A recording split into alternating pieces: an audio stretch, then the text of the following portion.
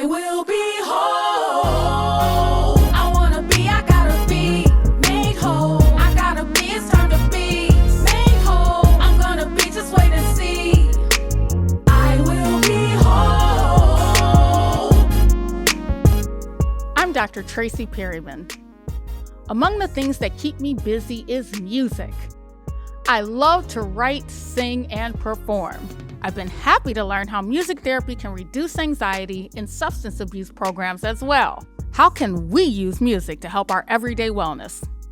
Today, we'll get some answers from Kisha Grandy.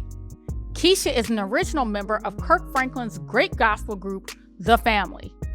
And she was featured in Tyler Perry's film, I Can Do Bad All By Myself. Kisha, we are so honored that you were able to make time for us during this podcast, especially given your amazing musical resume. So tell us, what are some of your proudest musical achievements? Some of my proudest musical achievements would have to be, one would be sharing the stage with one of my favorites, which was Whitney Houston. That was like a dream come true for me. I was so nervous when I saw her and met her. So yeah, that was one. And another would be just singing with the Kirk Franklin and the Family. That was something that I didn't expect to happen, but God definitely opened that door for me to be able to do that. Yes, both of those artists were amazing. And I've heard so many wonderful things about Whitney, how warm she was and how engaging she was and how humble she was and how supportive she was of other artists. So I know that that was an amazing experience for you. Oh my gosh. I mean, I still get chills when I think about it even to this day. So yeah. And I'm sure by that point, you'd been singing a long time. I heard that you started singing when you were just 4. So tell me how your passion for music has sustained you. My passion for music has sustained me by my faith in God. That was something that I've always wanted to do as a little girl. My mom would buy me these school days booklets, and on each page, it would ask you, what did you want to be? So I would always put, I wanted to be a singer. Starting from kindergarten, I started this little book and when I was in kindergarten, and I would always put I wanted to be a singer, and I always put that I wanted to be a cheerleader. So the cheerleader thing did not come to pass, but they say write the vision, make it plain. I wrote every year up until I was in high school of what I wanted to be, and by me becoming a recording artist, it blew me away because, yes, when you write down what you want to be, it can come to pass. Absolutely. And we share that early age passion for music. I remember in school, I used to rush to get my work done, and then I would just sit and fantasize about myself on stage. And then I would start fantasizing about songs that I was going to write. And actually, I knocked out my 2 front teeth, interestingly, with pom-poms. That was when Jump from Pointer Sisters came out. And so I was just all 4 and just moving around with those pom-poms, cheerleading, and knocked out both of my 2 front teeth. So, oh my goodness. We share that passion for cheerleading as well.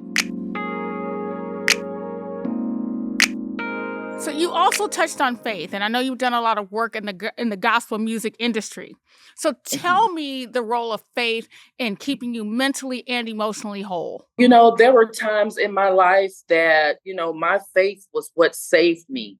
There was a time back in 2004 when I attempted suicide, and, I was really ready to go, but God came to me and said, Kisha, it's not your time. It's not your time to end it all. It's not that bad for you to want to just end it all. And I felt that I needed to, because I was like, well, what's the use of me living anymore? I don't have my musical career that I had at that magnitude at that point. And it just seemed like nothing was going right. But in my quiet time, God came to me and he talked to me just like anybody would talk to you regular. And God would just said, it's not your time to do that. It's not your time.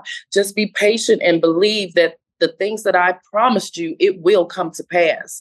And I'm so glad that I listened to the voice of Jesus, because if I had not, I would not be here today.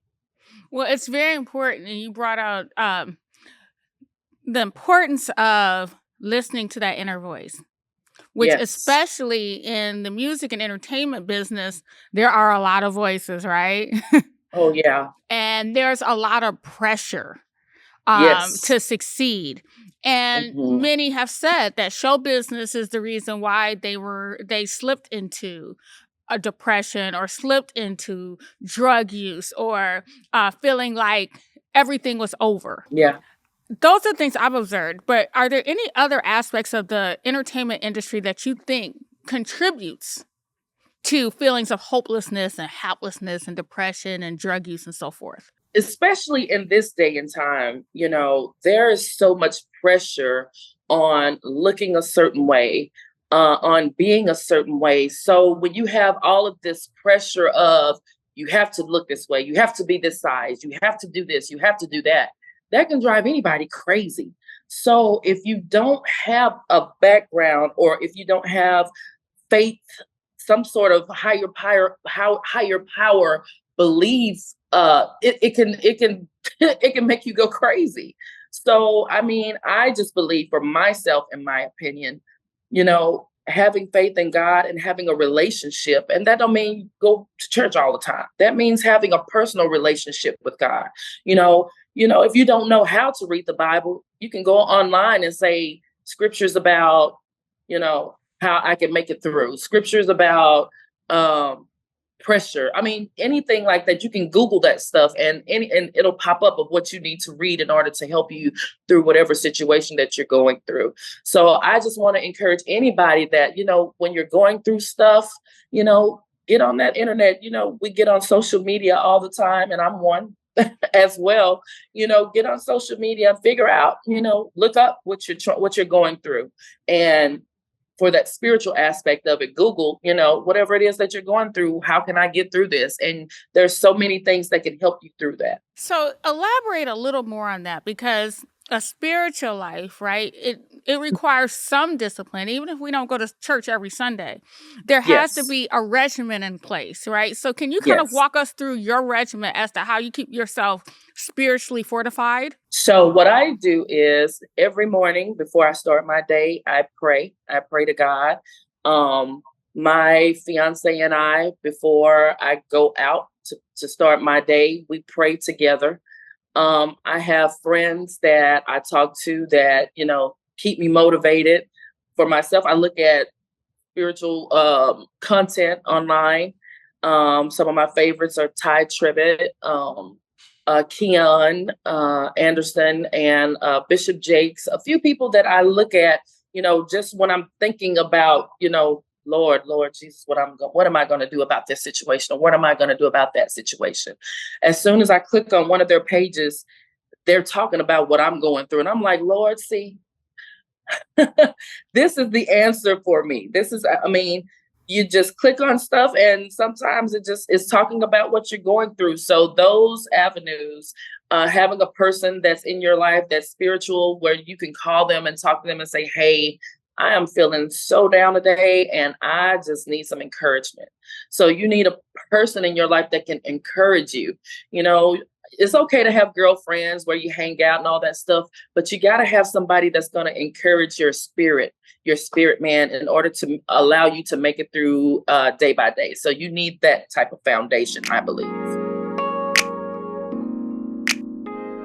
Tell me about your passion for young women dealing with issues resulting from abuse and trauma. Being a survivor of sexual abuse, it's something that's very, very near and dear to my heart. I don't think people that are abusers understand the trauma that we go through our whole life. That's something that we have to battle with our entire life.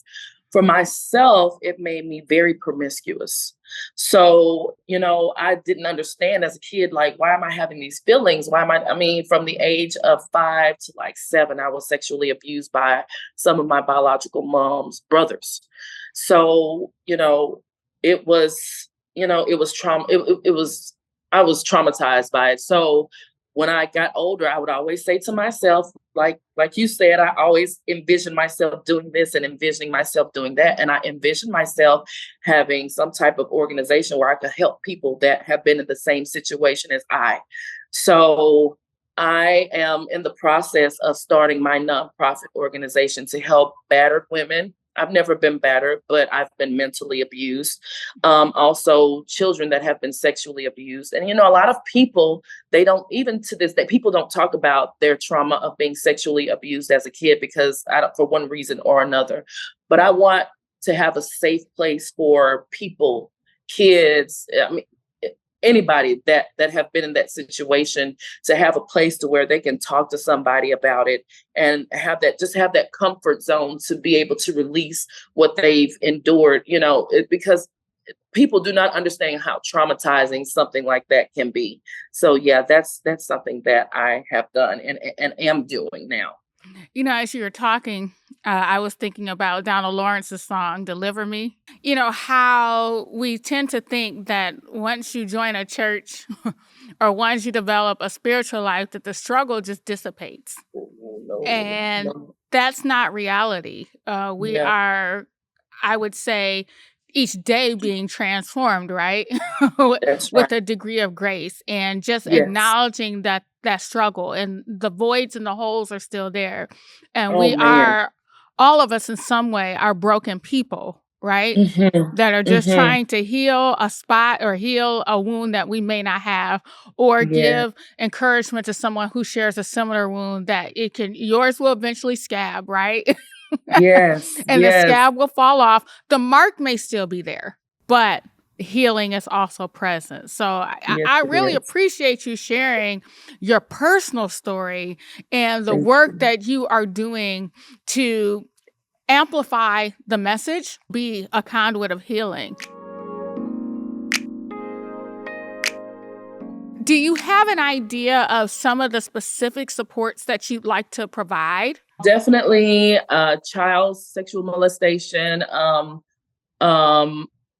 abuse, any type of abuse of any form. I would love to dive into and be able to be that support and help for any situation. I also work with special needs kids, so that's something else that I love doing. A lot of people, I've noticed they're scared of special needs kids, and they are the most amazing people ever. So, that's something else that I would like to have my own organization as far as helping special needs people, because there's so many of today. So many of our kids have autism, and people don't understand, like, why are they this way? So they have to have support. There's actually a show on Netflix. I can't remember the name of it, but it shows the life of adults that live with autism. And I just watch it and it makes me cry, because it makes me think of my babies, of the hope that they can actually live on their own as an adult and have autism. So that's something else that's a passion of mine as well. So have you thought about mixing music into the work that you intend to do? Most definitely. So what are you thinking? What do you think of doing? So a lot of people and kids with autism can sing. So a few of my kids that have autism, when I first heard them sing, I was like, they can sing. So of course my wheels started turning. I was like, so I would get with a couple of them. One is a little boy by the name of Avery and a little girl by the name of Ivy. And I would say, well, sing this. And they would do it exactly like I would say it. So I was like, okay, I got to do something with this. So maybe some sort of musical theater for people with autism, something on that spectrum, just to be able to allow them to spread those wings and show the world that even though I have autism, I can sing too. So that's something that I would definitely like to tap into to see what would happen with that. Absolutely. In our nonprofit Center for Family Services, actually, I started off doing music kind of as, just an artist. And, it's Yeah. not the most lucrative business in the world, right? Yes. And so my thought was, if I'm going to give money away Mhm. to record, wouldn't it be better to donate my time and actually record the marketing and promotional music for Center of Hope. So what we've done with that is I'll record it. Actually, the theme song for this podcast will be something that I wrote and recorded. But for the purpose of our children, I actually had them go in and re-record in the studio. And then when we are able, we shoot a music video with the children. So that way they become a part of the promotion for the nonprofit. That is amazing. And I'm thinking for your work, that would be amazing to pursue as well. I'm definitely going to talk about that with my husband and see if that's something that we can, well, I'm sure we'll do it, but that is an awesome idea. Thank you. Well, thank you for being, first of all, for taking out your time today. Thank you for being so raw about the things that you've been through. Thank you for offering people various routes to become spiritually connected. And thank you for carrying it on in a purpose to come back into the community and serve. Thank you. Kisha courageously discussed her personal experiences with abuse, the pressures of the entertainment business, and how they impacted her mental well-being. Her story shows us that when we work in our purpose and we remain spiritually connected, we can transform from brokenness to wholeness. On our next episode, we'll look at the most serious part of wholeness for women like you and me.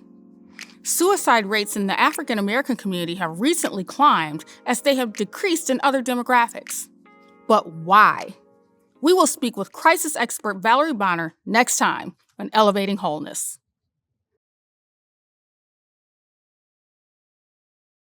This podcast series was funded by the Ohio Department of Mental Health and Addiction Services and the Lucas County Mental Health and Recovery Services Board. Special thanks to Owens Community College for their support of this episode.